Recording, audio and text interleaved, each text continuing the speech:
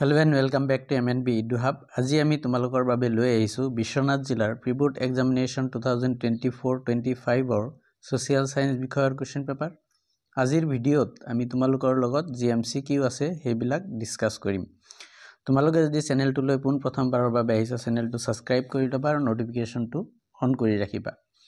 বলা আমি ভিডিঅ'টো আৰম্ভ কৰিছো। প্ৰথমটো প্ৰশ্ন 1905 চনৰ কোন তাৰিখে বংগ বিভাজন কাৰ্যকৰী হৈছিল আৰু অপচনবোৰৰ মাজত শুদ্ধ উত্তৰটো হ'ব অপচন সি যেটো আছে হেতু 16 অক্টোবৰ তাৰিখে। 2 নম্বৰ প্ৰশ্ন মুছলিম লীগ গঠনৰ সময়ত ভাৰতবৰ্ষৰ ভাইসৰয় আছিল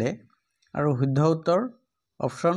বি যেটো আছে হেতু লৰ্ড মিন্টো। 3 নম্বৰ প্ৰশ্ন তলত উল্লেখ কৰা কোনটো যুক্তি শুদ্ধ নহয়। ইয়াতে 1 নম্বৰত দিছে ৰাওলাট আইনৰ প্ৰতিবাদত গান্ধীজীয়ে 1919 চনত সত্যাগ্ৰহ বা অহিংসা আন্দোলন আৰম্ভ কৰিছিল। এই উক্তিটো সঁচা হয়। খিলাফত আন্দোলন ভাৰতৰ মুছলমানসকলৰ অধিকাৰ লাভৰ বাবে হৈছিল। এই উক্তিটো মিছা হয়। 3 নম্বৰত কৈছে জালিয়ানৱালাবাগৰ হত্যাকাণ্ডৰ প্ৰতিবাদত ৰবীন্দ্ৰনাথ ঠাকুৰে ব্ৰিটিছ চৰকাৰে তেওঁক প্ৰদান কৰা নাইট উপাধি পৰিত্যাগ কৰিছিল। এইটো সঁচা হয়। 4 নম্বৰত কৈছে সাইমন কমিশন ভাৰতলৈ আহিছিল 1928 চনত। এইটো সঁচা হয়। বি নম্বৰ যেটো আছে এইটো মিছা হয় আৰু এইটো আমাৰ ৰাইট এনসাৰ হ'ব। 4 নম্বৰ প্ৰশ্ন দ্বিতীয় ঘূৰণীয় মেজমেল অনুষ্ঠিত হৈছিল আৰু শুদ্ধ উত্তৰটো হ'ব অপচন সি যেটো আছে হেতু 1931 চনত আৰু এইটো লণ্ডনত অনুষ্ঠিত হৈছিল আৰু ভাৰতীয় কংগ্ৰেছ দলৰ হৈ মহাত্মা গান্ধীয়ে এই যেটো মেজমেল আছিল তাতে অংশগ্ৰহণ কৰিছিল। 5 নম্বৰ প্ৰশ্ন উক্তিত কৈছে গান্ধী আৰউইন চুক্তিৰ ফলতেই আইন অমান্য আন্দোলন প্ৰত্যাহাৰ হৈছিল। এই যেটো উক্তি আছে এছাৰশন আছে এইটো সঁচা হয়। কাৰণত কৈছে ভাইসৰয় আৰউইনে গান্ধীজীৰ সকলো দাবী মানি লৈছিল। এইটো মিছা হয়। ঠিক আছে সকলো দাবী মানি লোৱা নাছিল। সেইকাৰণে অপচন ডি যেটো আছে এই শুদ্ধ আৰু অশুদ্ধ এইটো আমাৰ শুদ্ধ উত্তৰ। 6 নম্বৰ প্ৰশ্ন মনিৰাম দেৱানক কোন বঙালী মুক্তিয়াৰে সহায় কৰিছিল আৰু শুদ্ধ উত্তৰটো হ'ল অপচন এ মধু মল্লিক। 7 নম্বৰ প্ৰশ্ন তলৰ অংগ দুটা মিলাই শুদ্ধ বিকল্পটো বাছি উলিওৱা। 1 নম্বৰত লেফটেনেণ্ট সিংগাৰ দিয়া আছে তেখেত ফুলগুৰি ধাবাৰ লগত জড়িত। ঠিক আছে। 2 নম্বৰত উকিয়াং নবা দিয়া আছে এইটো জয়ন্তীয়া বিদ্ৰোহৰ লগত জড়িত। টিকেন্দ্ৰজিৎ যিজন আছে এইজন মণিপুৰৰ বিদ্ৰোহৰ লগত জড়িত আৰু দাসৰাম চৌধুৰী এইটো লাচিমাৰ কৃষক বিদ্ৰোহ যেটো আছে হেতুৰ লগত জড়িত আৰু এইটো সিকুৱেন্স থাকা আমাৰ অপচন বিত আছে সেইকাৰণে অপচন বি টো শুদ্ধ উত্তৰ। 8 নম্বৰ প্ৰশ্ন 1857 চনৰ বিদ্ৰোহৰ পিছত অসমৰ কামৰূপ দৰং আৰু নগাঁৱত ব্ৰিটিছ চৰকাৰে কি কৰ আৰোপ কৰিছিল। ইয়াতে 1957 দিয়া আছে এইটো 1957 নহব 1857 হ'ব আৰু শুদ্ধ উত্তৰটো হ'ব অপচন সি যেটো আছে হেতু আবকাৰী কৰ এক্সাইজ ডিউটিজ। 9 নম্বৰ প্ৰশ্ন তলৰ কোন দুজন ব্যক্তি জোনাকী যুগৰ ত্ৰিমূৰ্তিৰ ভিতৰত পৰে। ইয়াৰে 2 নম্বৰত যি আছে লক্ষ্মীনাথ বেজবৰুৱা এখেত হয় আৰু হেমচন্দ্ৰ গোস্বামী 4 নম্বৰত যিজন আছে এইজন হয়। ঠিক আছে 2 আৰু 4 এইটো আমাৰ অপচন ডিত আছে সেইকাৰণে অপচন ডি টো শুদ্ধ উত্তৰ। 10 নম্বৰ প্ৰশ্ন তলৰ কোনটো আসাম এছ'চিয়েশ্যনৰ কাম নাছিল। এই নম্বৰত দিছে 1886 চনৰ চৰকাৰৰ ভূমি ৰাজহ বৃদ্ধিৰ বিৰুদ্ধে প্ৰতিবাদ সাব্যস্ত কৰিছিল। এইটো মিছা কথা কৰা নাছিল আসাম এছ'চিয়েশ্যনে। বি নম্বৰত কৈছে পৌৰসভাত চৰকাৰী বিষয়া আৰু লোকেল বোৰ্ডৰ চাহ খেতিয়কৰ অধিপত্যৰ বিৰোধিতা কৰিছিল। এইটো সঁচা হয়। চি নম্বৰত কৈছে এছ'চিয়েশ্যনে স্থানীয় সমিতিসমূহৰ গণতান্ত্ৰিকৰণৰ দাবী উত্থাপন কৰিছিল। এইটো সঁচা হয়। ডি নম্বৰত কৈছে শিক্ষাৰ দিশত অসমক আগুৱাই নিবলৈ যত্ন কৰিছিল। এইটো সঁচা হয়। ঠিক আছে এই নম্বৰটো মিছা আৰু এইটোৱে আমাৰ শুদ্ধ উত্তৰ হ'ব এই নম্বৰ যেটো আছে এইটো। 11 নম্বৰ প্ৰশ্ন উত্তৰ পূব ভাৰতৰ প্ৰথমখন বৃত্তিমুখী বিশ্ববিদ্যালয় হৈছে আৰু শুদ্ধ উত্তৰটো হ'ব অপচন বি যেটো আছে হেতু অসম কৃষি বিশ্ববিদ্যালয়। 12 নম্বৰ প্ৰশ্ন কপাহৰ পৰা সূতা উলিয়াই কাপোৰ বোৱা কৌশল তলৰ কোনটো নৃগোষ্ঠীয়ে সূচনা কৰিছিল আৰু শুদ্ধ উত্তৰটো হ'ব অপচন সি যেটো আছে হেতু অষ্ট্ৰিকসকলে। 13 নম্বৰ প্ৰশ্ন তলত উল্লেখ কৰা ধ্ৰুপদী নৃত্যবোৰ কোন ৰাজ্যৰ স্বীকৃতিপ্ৰাপ্ত 1 নম্বৰত কথাকলি দিয়া আছে কথাকলিটো আমাৰ মালিয়ালম যেটো আছে এটোৰ লগত জড়িত ভাৰতনাট্যমটো হল তামিলনাডু উৰিষ্যাটো হল উৰিষ্যাৰ আৰু সত্ৰীয়টো হল অসমৰ ঠিক আছে এটো সিকোয়েন্স থাকা আমাৰ অপচন ডি ত আছে সেইকাৰণে অপচন ডি যেটো আছে হেতু শুদ্ধ উত্তৰ হ'ব 14 নম্বৰ প্ৰশ্ন ওপৰৰ চিত্ৰখনত দেখুৱা মিজো নৃত্যটিক কি নামেৰে জনা যায় আৰু শুদ্ধ উত্তৰটো হল অপচন এ যেটো আছে হেতু চেৰাও নৃত্য 15 নম্বৰ প্ৰশ্ন ভট্টদেৱে ৰচনা কৰা গ্ৰন্থখন হৈছে আৰু শুদ্ধ উত্তৰ অপচন বি যেটো আছে হেতু কথাগীত 16 নম্বৰ প্ৰশ্ন অৰূপৰ দেউতাকে ক্ষুদ্ৰ চাহ বাগিচাৰ পৰা চাহপাত সংগ্ৰহ কৰি চাহ নিৰ্মাণ উদ্যোগ স্থাপনা কৰি স্বাৱলম্বী হৈছে তেওঁৰ উপাৰ্জনৰ পথটো মানুহৰ অৰ্থনৈতিক বৃত্তিৰ কোনটো ভাগত পৰে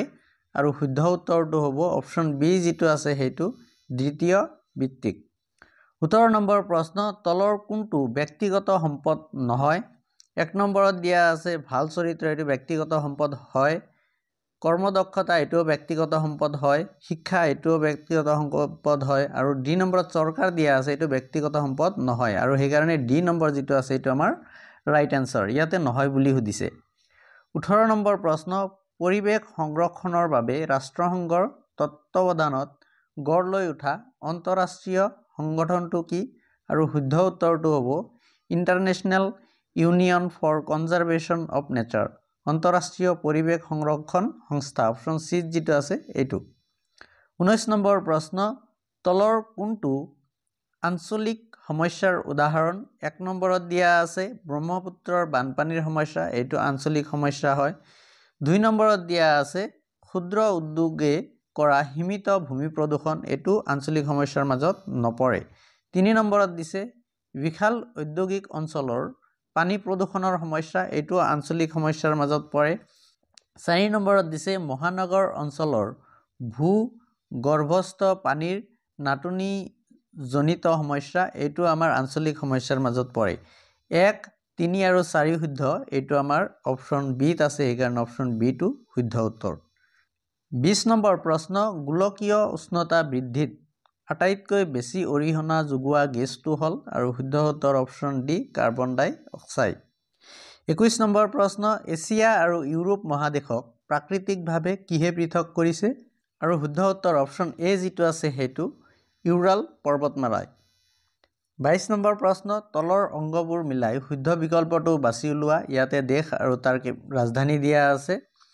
চাইনা দিছে চাইনাৰ ৰাজধানী বেইজিং হয় জাৰ্মানীৰ বাৰ্লিন হয় ঠিক আছে বুৰুন্দিৰ যেটো ৰাজধানী আছে এটো বুজুম্বুৰা ওয়ানৰ লগত মিল খাব আৰু কানাডা যেটো আছে এটো উটাৱা এটো সিৰ লগত মিল খাব ঠিক আছে এই সিকোয়েন্স থাকা আমাৰ অপচন এ ত আছে এইকাৰণে অপচন এ টো শুদ্ধ উত্তৰ 23 নম্বৰ প্ৰশ্ন গড় গভীৰতাৰ ওপৰত নিৰ্ভৰ কৰি মহাসাগৰ কেইখনৰ শুদ্ধ ক্ৰমটো বাছি উলোৱা আৰু ইয়াৰ শুদ্ধ উত্তৰটো হ'ব অপচন সি যেটো আছে হেতু প্ৰশান্ত মহাসাগৰৰ গভীৰতা 5000 তাৰ পিছত ভাৰত মহাসাগৰ ইয়াৰ গভীৰতা 4000 উত্তৰ মহাসাগৰ ইয়াৰ গভীৰতা হল 3500 আৰু আটলান্টিক মহাসাগৰ ইয়াৰ গভীৰতা হল 3000 সেইকাৰণে আমাৰ অপচন সি যেটো আছে এটো শুদ্ধ উত্তৰ 24 নম্বৰ প্ৰশ্ন 2011 চনৰ তথ্য অনুসৰি অসমৰ সৰ্বাধিক জনসংখ্যাৰ জিলাখন হৈছে আৰু শুদ্ধ উত্তৰ অপচন সি নগাঁও 25 নম্বৰ প্ৰশ্ন জনসংখ্যাৰ ভিত্তিত অসমৰ দ্বিতীয় বৃহৎ জনজাতিটো হল আৰু শুদ্ধ উত্তৰ অপচন সি মিচিং 26 নম্বৰ প্ৰশ্ন 2021 চনৰ জনসংখ্যাৰ ঘনত্বৰ তথ্য অনুসৰি তলত দিয়া অসমৰ জিলা কেইখনৰ শুদ্ধ ক্ৰমটো বাছি উলোৱা আৰু ইয়াতে যেটো সিকোয়েন্স দিয়া আছে তাতে আমাৰ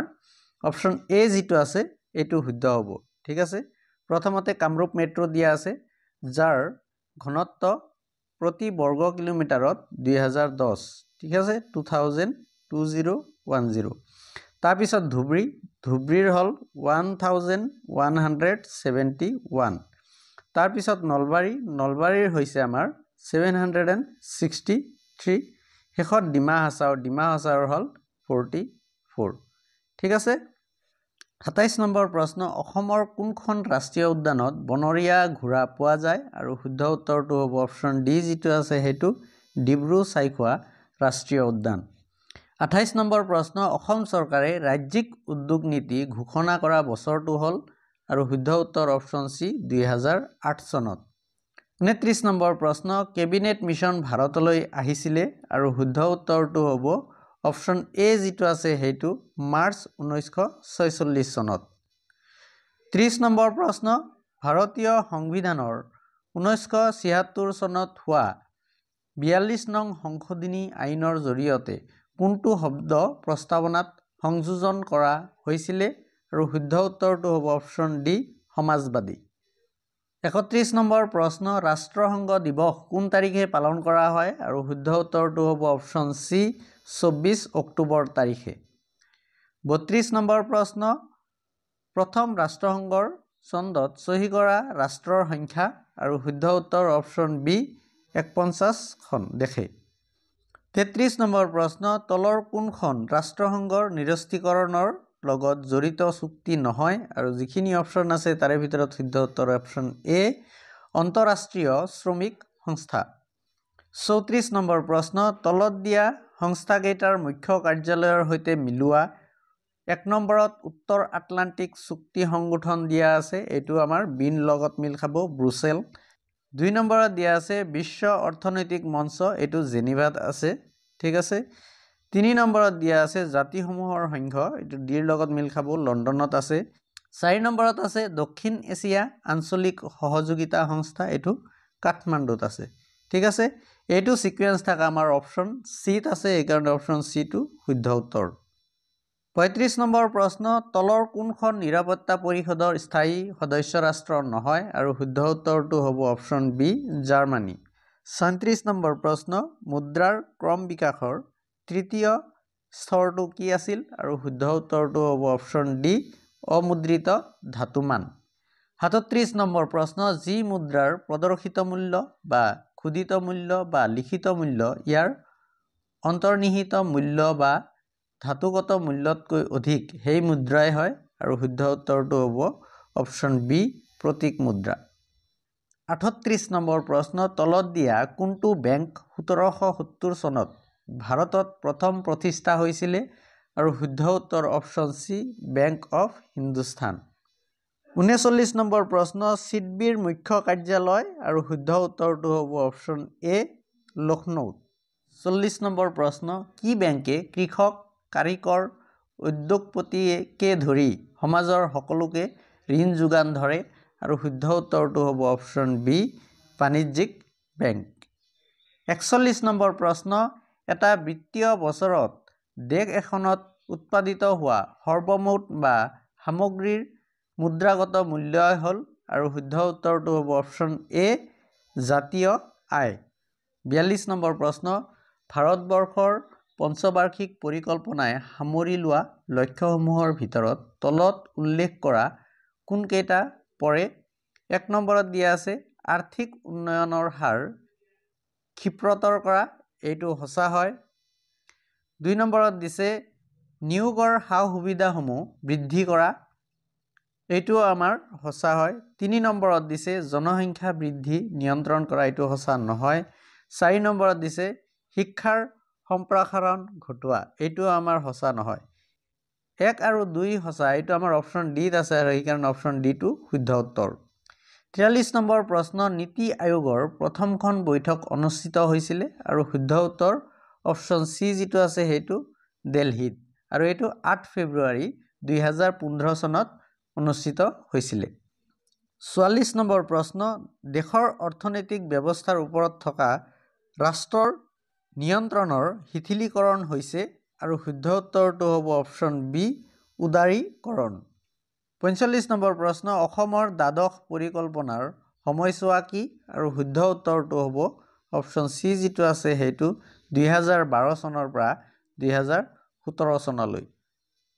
ডিয়াৰ ষ্টুডেণ্টছ এইখিনিয়ে আছিলে আমাৰ বিশ্বনাথ জিলাৰ